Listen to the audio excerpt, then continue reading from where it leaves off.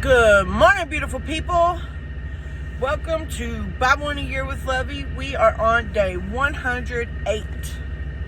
Look at us go. We're reading the Life Application Study Bible, New Living Translation, 3rd edition, for anybody who's interested in following along. And today we are going to read 2 Samuel 3 through 5, and then we're going to flip over to Luke chapter 14 and finish it off from where we ended yesterday.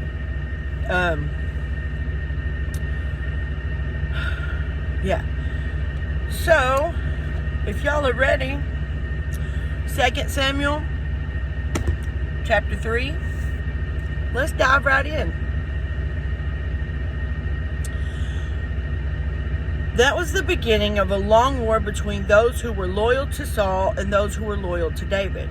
As time passed, David became stronger and stronger, while Saul's dynasty became weaker and weaker.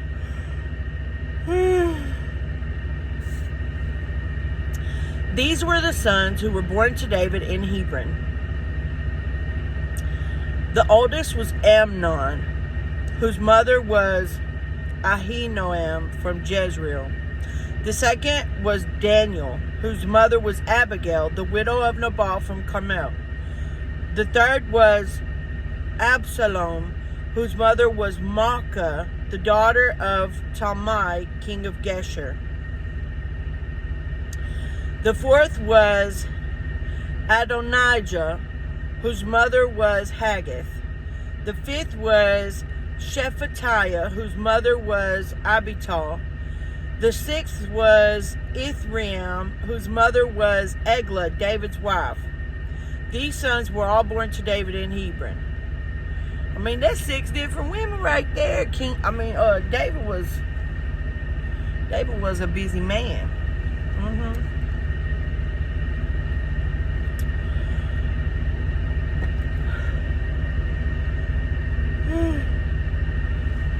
Me personally, I just could not imagine being a sister wife. Like, I don't like to share. And I especially don't like to share my man who I'm in a relationship with. That just don't sit well with me. I don't like to share. So I know whenever God ever does send me a husband, I'm not going to have to share him, thank God. Because I couldn't do it. I mean, and that's not even going to be all of them. That's just the first 6. The ones he's got kids with. I mean, he was a busy man. I don't know. I just couldn't do it. Can you imagine how much jealousy and envy and irritation there was? Or maybe back then they just didn't think anything of it, like the man got to do whatever he wanted to do. But no. Anyways, sorry, that was a random thought. Old Testament times. Yeah. Verse 6. As the war between the house of Saul and the house of David went on, Abner became a powerful leader among those loyal to Saul. One day,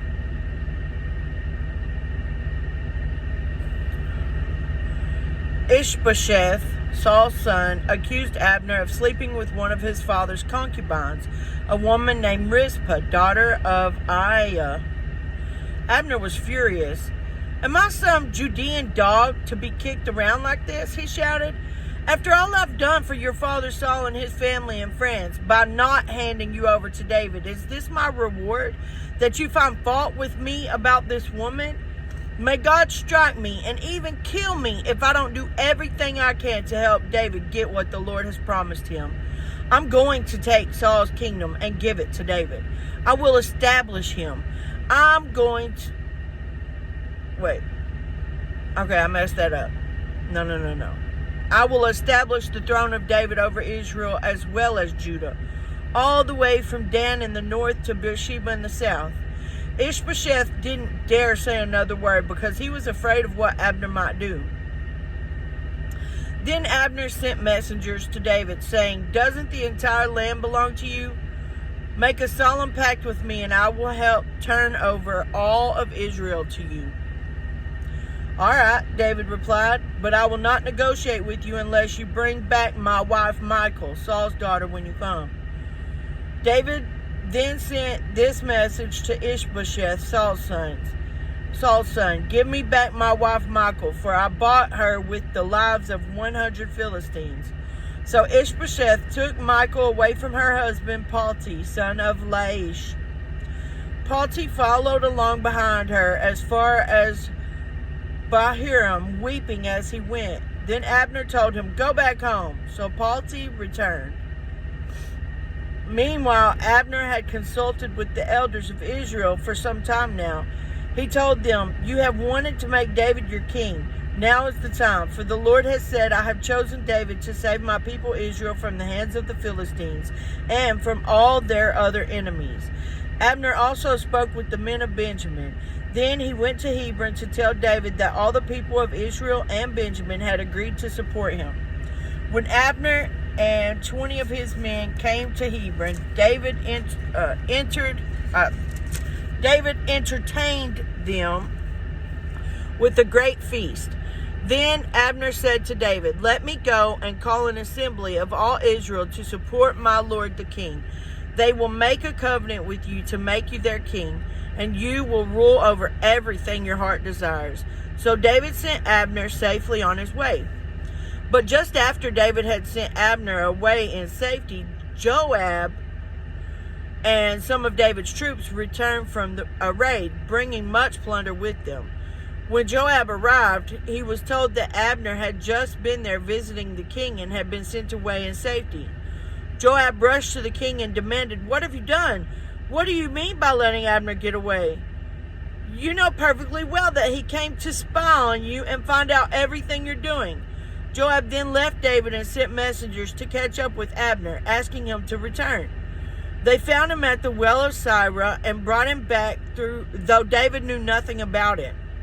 When Abner arrived back at Hebron, Joab took him aside at the gateway as if to speak with him privately. But then he stabbed Abner in the stomach and killed him in revenge for killing his brother Asahel. When David heard about it, he declared, "I vow by the Lord that I and my kingdom are forever innocent of this crime against Abner, son of Ner. Joab and his family are the guilty ones. May the family of Joab be cursed in every generation with a man who has open sores or leprosy, or who walks on crutches, or who dies by the sword or begs for food." So Joab and his brother Abishai killed Abner because Abner had killed their brother Asahel at the battle of Gibeon. Then David said to Joab and all those who were with him, "Tear your clothes and put on burlap. Mourn for Abner." And King David himself walked behind the procession to the grave. They buried Abner in Hebron, and the king of all the people wept at his graveside. Then the king sang this funeral song for Abner. "Should Abner have died as fools die? Your hands were not bound, your feet were not chained. No, you were murdered, the victim of a wicked plot." All the people wept again for Abner. David had refused to eat anything on the day of the funeral, and now everyone begged him to eat. But David had made a vow, saying, "May God strike me and even kill me if I eat anything before sundown." This pleased the people very much. In fact, everything the king did pleased them. So everyone in Judah and all Israel understood that David was not responsible for Abner's murder. Then King David said to his officials, "Don't you realize that a great commander has fallen today in Israel? And even though I am the anointed king, these two sons of Zeruiah, Joab, and Abishai, are too strong for me to control. So may the Lord repay these evil men for their evil deeds." And he will. The Lord will repay evil for evil. Trust that. He will. He will. Like, don't think you can just keep doing the same thing and get away with it. Like, you know, God's looking down on us. He sees every move we make, every action we take. He hears every idle word we speak. Like, He's not going to let you keep doing the same thing and get away with it. He's just not. God ain't with that. We got God all the way messed up. Chapter 4. When Ishbosheth, Saul's son, heard about Abner's death at Hebron, he lost all courage, and all Israel became paralyzed with fear. Now, there were two brothers, Baanah and Rechab, who were captains of Ishbosheth's raiding parties. They were sons of Rimmon, a member of the tribe of Benjamin who lived in Beeroth. The town of Beeroth is now part of Benjamin's territory because the original people of Beeroth fled to Gideon, where they still live as foreigners. Saul's son Jonathan had a son named, okay, I'm going to say this wrong, Mephibosheth,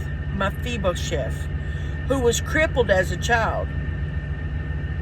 He was 5 years old when the report came from Jezreel that Saul and Jonathan had been killed in battle. When the child's nurse heard the news, she picked him up and fled. But as she hurried away, she dropped him and he became crippled. One day, Rechab and Baanah, the sons of Rimmon from Beeroth, went to Ishbosheth's house around noon as he was taking his midday rest. The doorkeeper, who had been sifting wheat, became drowsy and fell asleep. So Rechab and Baanah slipped past her. They went into the house and found Ishbosheth sleeping on his bed. They struck and killed him and cut off his head. Then, taking his head with them, they fled across the Jordan Valley through the night. When they arrived at Hebron, they presented Ishbosheth's head to David. "Look," they exclaimed to the king, "here is the head of Ishbosheth, the son of your enemy Saul, who tried to kill you. Today the Lord has given my lord the king revenge on Saul and his entire family." But David said to Rechab and Baanah, "The Lord who saves me from all my enemies is my witness. Someone once told me Saul is dead, thinking he was bringing me good news. But I seized him and killed him at Ziklag. That's the reward I gave him for his news. How much more should I reward evil men who have killed an innocent man in his own house and on his own bed? Shouldn't I hold you responsible for his blood and rid the earth of you?" So David ordered his young men to kill them, and they did. They cut off their hands and feet and hung their bodies beside the pool in Hebron. Then they took Ishbosheth's head and buried it in Abner's tomb in Hebron. I mean, they was crazy, bro. Like, what? Goodness gracious. Cut off their hands and feet and hung their bodies beside the pool. I tell you what, boy.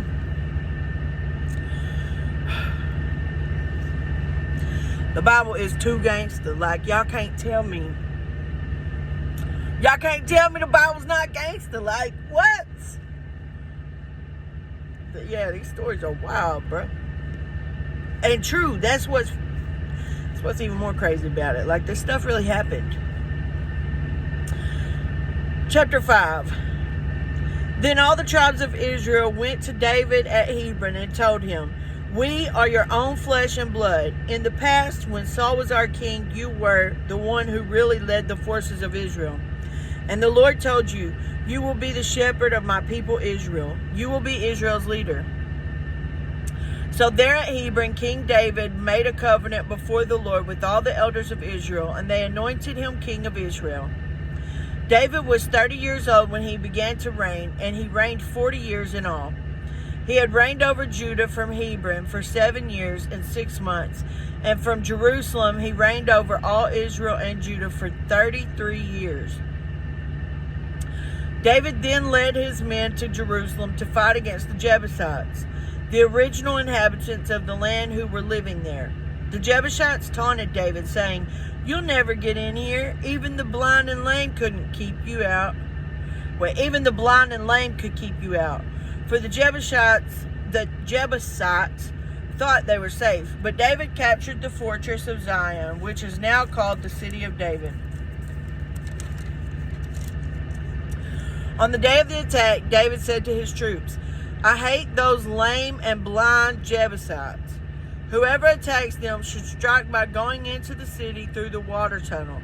This is the origin of the saying, the blind and the lame may not enter the house.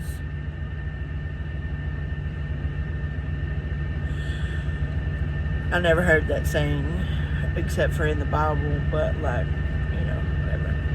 So David made the fortress his home, and he called it the city of David. He extended the city, starting at the supporting terraces and working inward.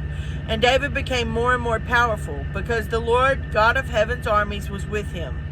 Then King Hiram of Tyre sent messengers to David, along with cedar timber and carpenters and stonemasons, and they built David a palace. And David realized that the Lord had confirmed him as king over Israel and had blessed his kingdom for the sake of his people Israel. After moving from Hebron to Jerusalem, David married more concubines and wives, and they had more sons and daughters. These are the names of David's sons who were born in Jerusalem: Shammua, Shobab, Nathan, Solomon, Ibhar, Elishua, Nepheg, Japhiah, Elishama, Eliada, and Eliphalet. Now y'all know I'm pronouncing them as best I can, but I don't even know that's how they're really pronounced. So I'm doing what I can. When the Philistines heard that David had been anointed king of Israel, they mobilized all their forces to capture him. But David was told they were coming, so he went into the stronghold. The Philistines arrived and spread out across the valley of Rephaim. So David asked the Lord, "Should I go out and fight the Philistines? Will you hand them over to me?" And the Lord replied to David, "Yes, go ahead. I will certainly hand them over to you." So David went to Baal Perazim and defeated the Philistines there. "The Lord did it," David exclaimed. "He burst through my enemies like a raging flood." So he named the place Baal Perazim, which means the Lord who burst through. The Philistines had abandoned their idols there, so David and his men confiscated them. But after a while, the Philistines returned and again spread out across the valley of Rephaim. And again, David asked the Lord what to do. "Do not attack them straight on," the Lord replied. "Instead, circle around behind and attack them near the poplar trees. When you hear a sound like marching feet in the tops of the poplar trees, be on alert. That will be the signal that the Lord is moving ahead of you to strike down the Philistine army." So David did what the Lord commanded, and he struck down the Philistines all the way from Gibeon to Gezer. And that's all of that for today. We'll pick back up on chapter 6 tomorrow. I love Bible stories. I love reading the Bible. The stories are incredible, and I just love them. So I hope y'all like it as much as I do. Now we're going to flip over to Luke chapter 14. We're going to pick up on verse 15. So Luke 14:15, and we're going to finish it off. If y'all are ready, Luke 14:15. Here we go. Hearing this, a man sitting at the table with Jesus exclaimed, "What a blessing it will be to attend a banquet in the kingdom of God." Right? What a blessing. Man. Jesus replied with this story. "A man prepared a great feast and sent out many invitations. When the banquet was ready, he sent his servant to tell the guests, 'Come, the banquet is ready.' But they all began making excuses. One said, 'I have just bought a field and must inspect it. Please excuse me.' Another said, 'I have just bought 5 pairs of oxen and I want to try them out. please excuse me. Another said, I just got married, so I can't come. The servant returned and told his master what they had said. His master was furious and said, go quickly into the streets and alleys of the town and invite the poor, the crippled, the blind, and the lame. After the servant had done this, he reported, there is still room for more. So his master said, go out into the country lanes behind the hedges, and urge anyone you find to come, so that the house will be full. For none of those I first invited will get even the smallest taste of my banquet. Now, I want y'all to understand what it is Jesus is saying. Like, he's saying, God's already prepared a table. And he's invited all of us already. He already invited us. And we get lost in transition, or we make excuses as to why we haven't come, or why we can't make it. Why we're just not quite ready yet to turn over our lives to him. You know, we make excuses. God, just like this man said, you know, like, none of those I first invited will even get the smallest taste of my banquet. Like, he's not going to keep listening to your excuses. Like, you're either going to come or you're not. Rest assured that place you leave abandoned, he can fill with somebody else. You know what I'm saying? And that's the reason why he has grace and mercy. And that's the reason why he rescues those of us who were like the scum of the earth, like myself. That's the reason. That's the reason, because those that he first invited refused to offer to come. I am with the man who was sitting at the table and says, what a blessing it'll be to attend a banquet in the kingdom of God. Right? What a blessing that will be. I'm trying to make it there. Are y'all trying to make it there? Don't deny his invitation. Don't deny his invitation. All he wants is relationship with you, man. He's inviting you to his banquet in the kingdom of heaven. Are you going to accept his offer, or are you going to keep making excuses as to why you can't make it? Tomorrow's not promised today. I'm telling you right now. The next minute is not promised to you. Stop making excuses as to why you don't have time, why you can't make it. Because your excuses ain't going to get you into heaven. Verse 25. A large crowd was following Jesus. He turned around and said to them, if you want to be my disciple, you must, by comparison, hate everyone else. Your father and mother, wife and children, brothers and sisters, yes, even your own life. Otherwise, you cannot be my disciple. And if you do not carry your own cross and follow me, you cannot be my disciple.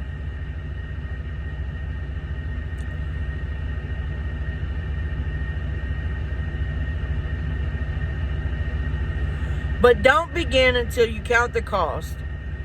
For who would begin construction of a building without first calculating the cost to see if there is enough money to finish it? Otherwise, you might complete only the foundation before running out of money. And then everyone would laugh at you. They would say, there's the person who started that building and couldn't afford to finish it. Or what king would go to war against another king without first sitting down with his counselors to discuss whether his army of 10,000 could defeat the 20,000 soldiers marching against him? And if he can't, he will send a delegation to discuss terms of peace while the enemy is still far away. So you cannot become my disciple without giving up everything you own. Salt is good for seasoning, but if it loses its flavor, how do you make it salty again? Flavorless salt is good neither for soil nor for the manure pile. It is thrown away. Anyone with ears to hear should listen and understand. Now, Jesus is not saying you should hate people. Like, that's not... He's saying by comparison, you should hate everyone else. If you're, like... If you're truly following me, your heart should desire all of me. You should be constantly in fellowship with me. You know, you should seek his will first in everything you do. You know, you should love him more than you love your parents, more than you love your spouse, more than you love your children. You should love him more than you love your brothers and sisters. You should love God more than you love yourself. That's what he's saying. He's not saying, oh, you got to hate everybody if you love me. That's not, and people misconstrue this. You know, God is not a God of hate. Jesus wasn't saying, you know, be hateful to people and only walk with me. He's saying, love him first above everybody else, including yourself. So, and I'm going to tell you, like, the journey is not easy. This walk is not easy. It's not. It's not easy. You know, we're weak people. Like, you know, we're flawed. We are flesh. We have weaknesses that, you know, tempt us, that we fall into sin. We're an evil generation. We have, you know, issues. We do. It's a given. But it doesn't mean that we can't love God and seek his will first in everything we do. And that's exactly what we need to do. Seek his will first. Put him first. Love him first above everything else, above all others. So, that's all for today, you guys. Remember, if you want to see a change, you have to be the change. We lead by example, we follow by design. If it's not a God thing, it's not a good thing. You guys are in my prayers. I pray y'all have a blessed Sunday. I can't be physically in church, but I'm going to listen to it while I'm driving. And y'all go out and love like Jesus. And I'll see y'all tomorrow.